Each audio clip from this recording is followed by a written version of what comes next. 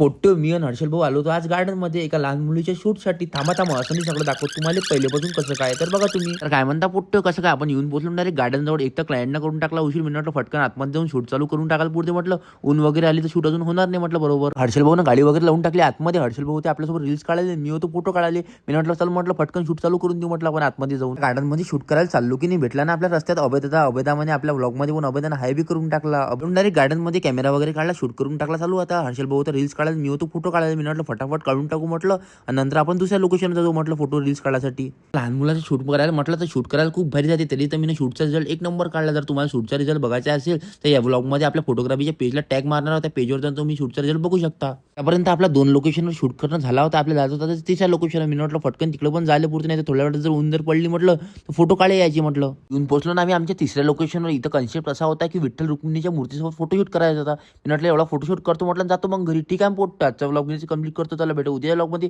सध्या bye bye. शेवटी आपल्याला फॉलो करा.